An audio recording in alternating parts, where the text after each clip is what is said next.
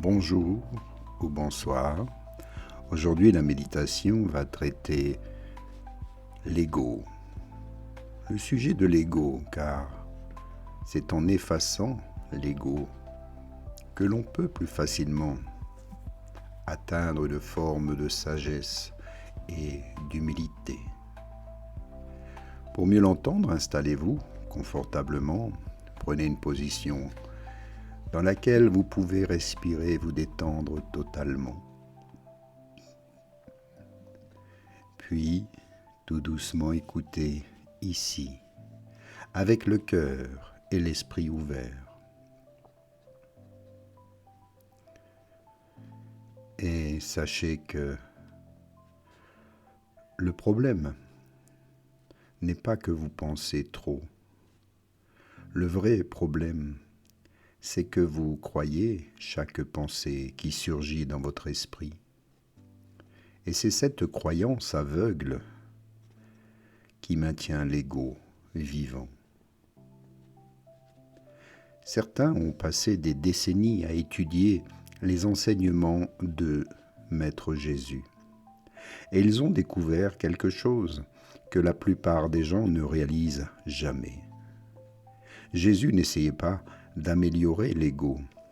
Il ne proposait pas de technique pour renforcer l'identité personnelle. Il enseignait quelque chose de radicalement différent.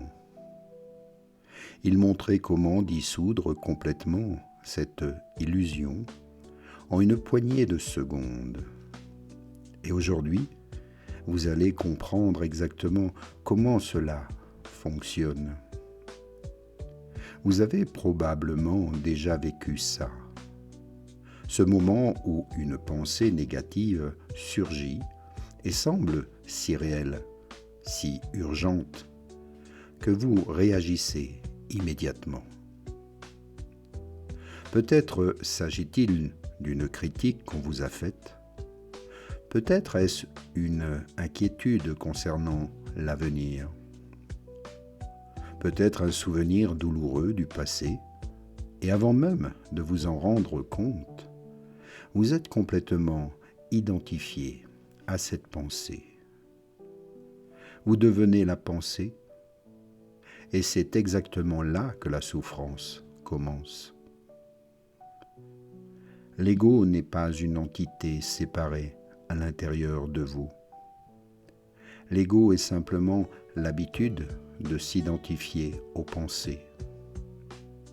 Et chaque fois que vous dites « je suis ça » ou « je suis cela », vous alimentez cette structure mentale. Chaque fois que vous défendez une position comme si votre vie en dépendait, vous renforcez l'ego. Et chaque fois que vous vous sentez offensé par une opinion différente de la vôtre, vous prouvez que l'ego est toujours aux commandes. Alors voici le paradoxe que Maître Jésus comprenait parfaitement. On ne peut pas lutter contre l'ego en utilisant plus de pensées. On ne peut pas détruire l'ego en essayant d'être meilleur. Plus vous essayez de vous en débarrasser, plus vous l'alimentez. Parce que qui essaye de se débarrasser de l'ego ? Eh bien, c'est l'ego lui-même. C'est comme essayer d'éteindre un feu en y jetant plus de bois. La stratégie est fondamentalement fausse. Jésus avait une approche complètement différente lorsqu'il disait qu'il faut perdre sa propre vie pour la trouver. Et il ne parlait pas de mort physique, il parlait de la mort de l'ego, de la dissolution de cette identité fabriquée par l'esprit. Et la méthode qu'il utilisait était étonnamment simple, tellement simple que l'esprit résiste encore à l'accepter. Si directe que l'ego essaie souvent de la compliquer. Mais vous êtes maintenant prête et prêt à écouter. Et observez ce qui se passe lorsque vous cessez de croire une pensée. Je ne parle pas de la réprimer, je ne parle pas de la remplacer par une autre pensée plus positive. Je parle de simplement observer la pensée comme si elle était un nuage passant dans le ciel de votre conscience. Vous voyez le nuage, vous reconnaissez qu'il est là, mais vous ne devenez pas le nuage. Vous restez le ciel qui est en paix et calme. C'est là le secret que les sages ont découvert dans les enseignements de Maître Jésus. Il existe quelque chose en vous qui est antérieur à toutes les pensées. Il existe une conscience qui observe les pensées sans être affectée par elles. Et lorsque vous parvenez à accéder à cet espace, même pendant quelques secondes, quelque chose d'extraordinaire se produit alors. L'ego perd simplement de sa force. Il commence à se dissoudre naturellement, comme de la glace fondante au soleil.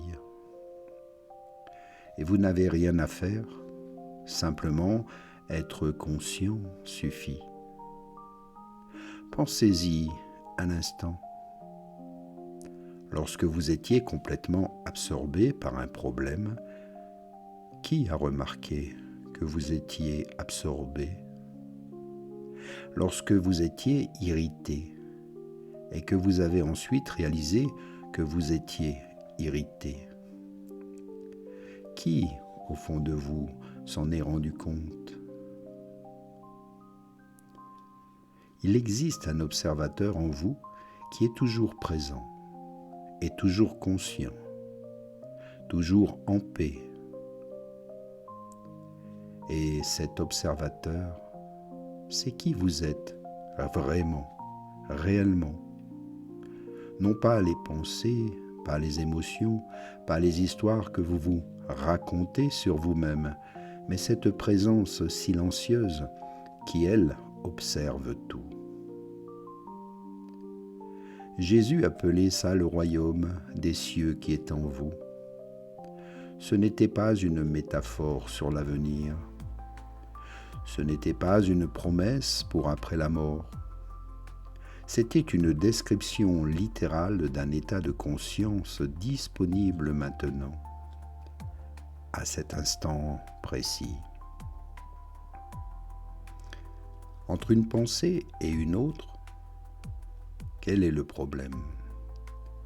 Souvent, c'est que nous passons notre vie entière à regarder à l'extérieur, à chercher ce royaume dans les circonstances et dans les relations, dans les conquêtes, alors qu'il a toujours été là, attendant simplement d'être reconnu par vous.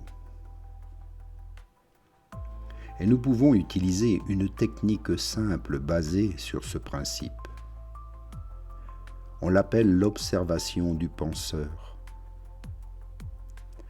Et cela fonctionne comme ça. Vous fermez les yeux pendant quelques secondes ou minutes et vous vous posez une question silencieuse. Quelle sera ma prochaine pensée? Laissez-la venir à vous tout doucement. Et ensuite, vous attendez.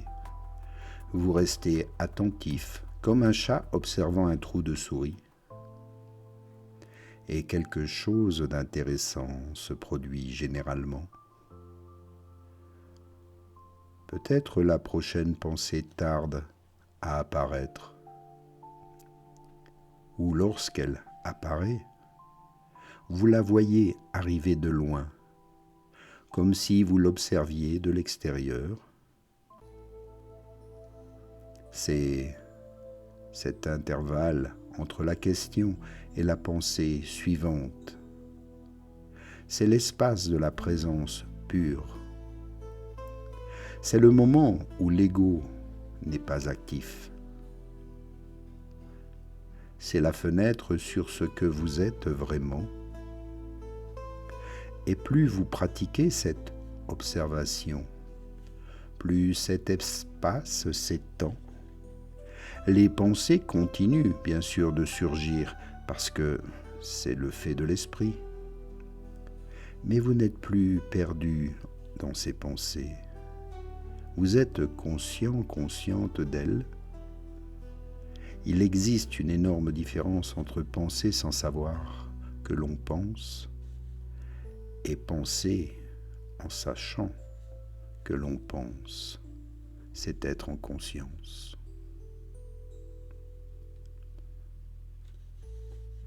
Il existe une deuxième option, c'est la liberté. Je vais vous révéler l'observateur qui est en vous, va peut-être changer complètement votre perspective. Cet observateur silencieux n'est pas quelque chose que vous devez créer ou développer, car il est déjà présent. Et il l'a toujours été. C'est la conscience fondamentale qui permet toute expérience.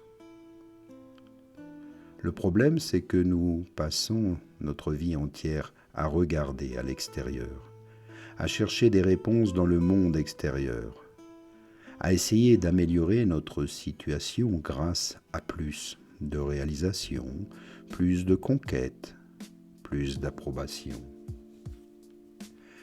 Et pendant que nous faisons cela, nous ignorons complètement le trésor qui est déjà disponible en nous. Jésus disait qu'on ne peut pas servir deux maîtres dans le contexte de l'ego. Cela signifie que vous ne pouvez pas être simultanément identifié à des pensées et conscient de votre pensée. C'est l'un ou l'autre. Et la méthode pour passer de l'un à l'autre est incroyablement simple. Il suffit de réaliser et d'observer. Il suffit de noter que vous étiez perdu dans des pensées. Ce moment de réalisation, c'est déjà la présence. Il n'y a besoin de rien de plus. Pas besoin de techniques élaborées, pas besoin d'années de pratique. Quelques secondes de conscience authentique suffit pour interrompre le flux de l'ego. Alors prenez-en ici conscience, entraînez-vous, observez vos pensées, voyez comment elles agissent en vous et de la manière dont vous vous identifiez à ces pensées. Essayez de rester calme et neutre et de voir comment vous pouvez mieux réagir. Merci à vous. Et à bientôt pour notre prochaine méditation. Namasté.